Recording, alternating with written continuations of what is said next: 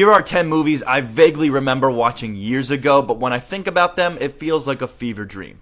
At 10, there's Kangaroo Jack. Was anyone else tricked into watching this as a kid because it was advertised as a movie about a talking kangaroo, but the talking kangaroo was only in it for about 5 minutes? And instead it turned out to be an extremely forgettable crime film set in Australia, where Michael Shannon and Christopher Walken were the bad guys? Because me too. At 9, there's Cats and Dogs. I swear, the people behind this family pet adventure were on something.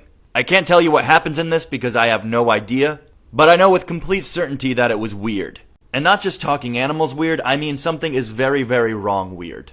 Jeff Goldblum used to freak me out in this too. At 8, there's The Vampire's Assistant. Does anyone else have flashbacks to reading these books? I saw this in theaters because I read the first one, and all I remember is that John C. Reilly is in it as a vampire, and it's not a comedy. Also, I googled this movie and found out that Willem Dafoe shows up as vampire Willem Dafoe, something I totally forgot. At 7, there's Jumper. When this hit theaters, I was at the height of my Star Wars prequels obsession. I saw Hayden Christensen and Samuel L. Jackson in the trailer, as well as what seemed like a bunch of cool stuff, and I was sold. Fast forward to today, and I cannot tell you a single thing that happens in this movie, besides Hayden Christensen being on top of some giant world monuments. At 6, there's John Carter. From the one time I saw this in theaters, all I can recollect is that John Carter is from Earth. He goes to Mars and fights some aliens with some other aliens, and Willem Dafoe shows up yet again, but not as vampire Willem Dafoe this time, but rather Martian Willem Dafoe. That's about where my memory fades. At 5, there's Push, a sort of superhero thriller that stars a post-Fantastic Four but pre-Captain America Chris Evans. His power is that he can push things with his mind or hands or something.